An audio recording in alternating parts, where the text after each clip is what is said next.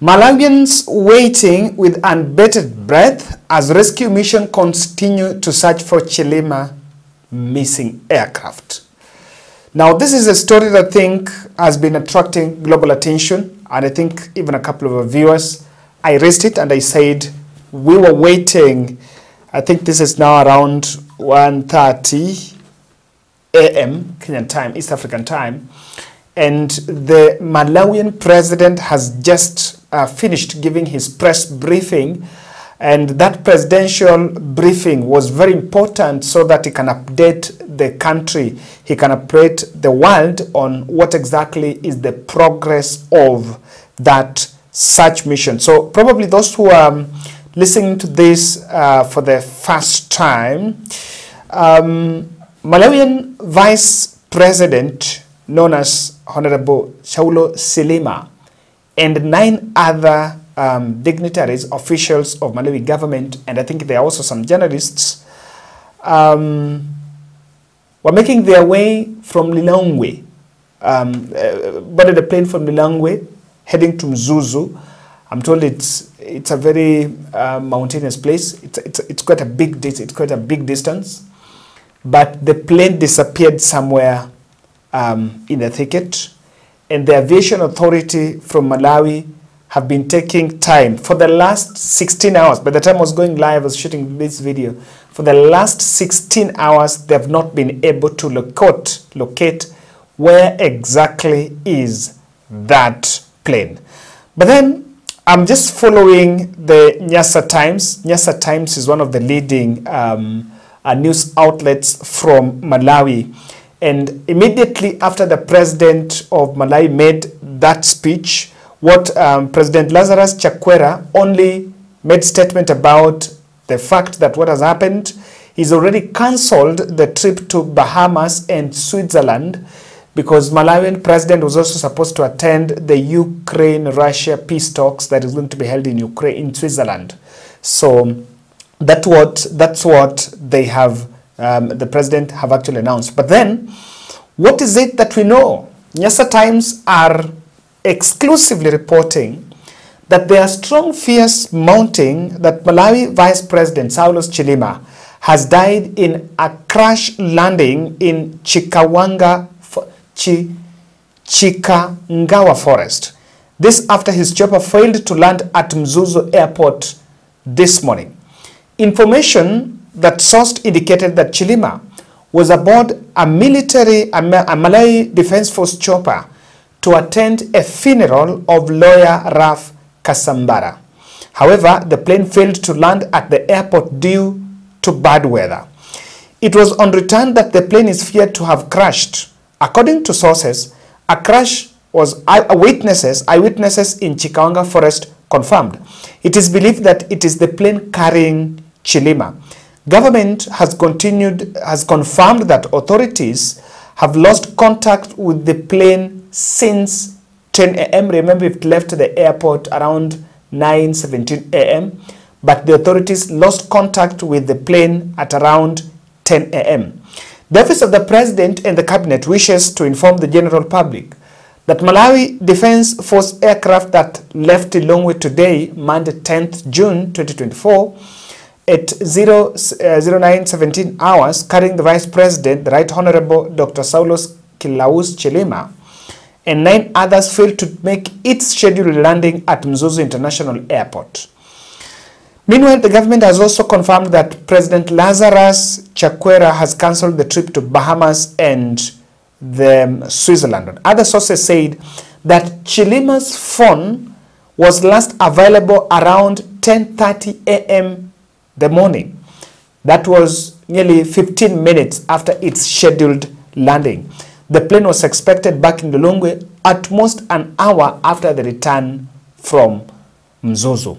So I'm also looking at, I think I tweeted about this, and one of, I think a fellow from Malawi have said that it's a very mountainous place between where they're suspecting that the plane might have crashed is mountainous, and because of bad weather, it might not be very easy even to move through and locate. But what I seem not to get here is within just a period of 2 months, Kenya lost a general, plane crash. Of course, that was the day. But there is similarity between the Malawi and Iran, and that is what the global newspapers are actually, that's what the global newsrooms are actually looking at. They're looking at the president of Iran, is it Saisi? It was also bad weather, number one. The plane crash was also on the grounds of bad weather, number two. It also crashed in the forest. So even the other one in Iran also crashed in a very mountainous place, and it was very difficult even to move through and be able to locate. But then what many have really been, and I think that's what Nyasa Times are reporting here, is that it has taken, unusually long, 16 hours for this crash. And that is why the Malawian authorities are now narrowing down to reality that maybe they have lost the vice president, the other 9 occupants, the other 8 occupants in that plane, because if it was a plane crash and it has taken all that, almost 16 hours, they're yet to locate the plane, it has really taken a bit long. They're saying they cannot track the phone of any other occupant in that, with understanding, but probably the phones are also burnt or they cannot be detected to some extent.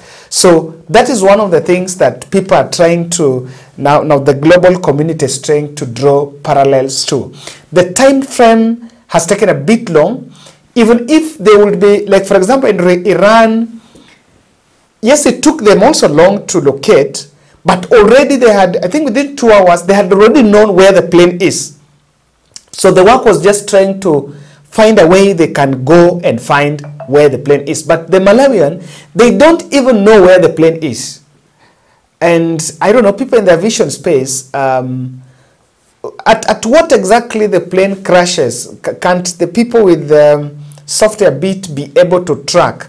Because it has really exposed to some extent the level of technology in the continent. It's a matter that has to be of great concern. Malawi president in his press briefing has asked UK and US for support towards that rescue mission. I don't know whether it's now a rescue or now a search mission, because what Nyasa Times are reporting is that they are feared dead.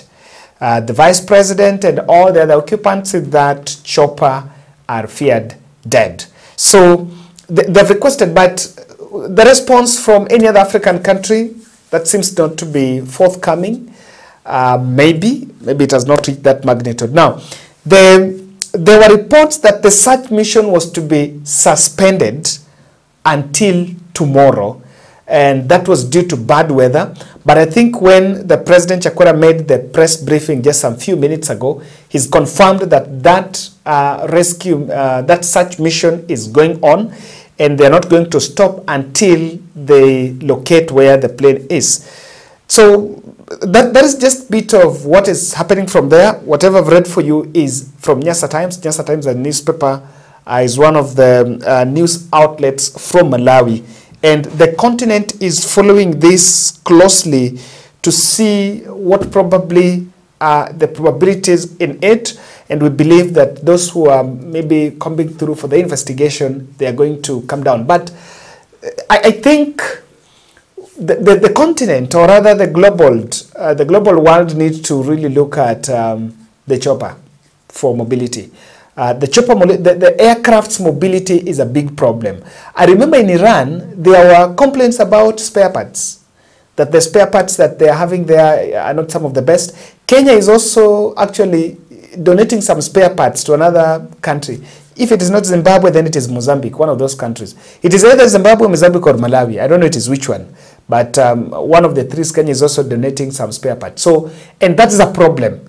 The problem that the world is facing is maintenance of the military choppers. If you look at both the choppers that crashed, Kenya, it was military.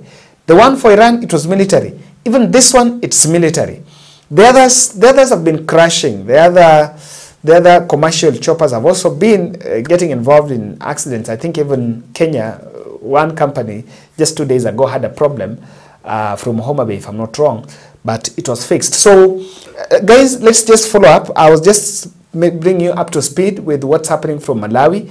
We will wait for the official communication from the authorities there. But of course, the newspapers are reporting that the president cannot just come out because of full confirmation, but it's feared the 9 occupants of that plane, of that chopper, are feared dead.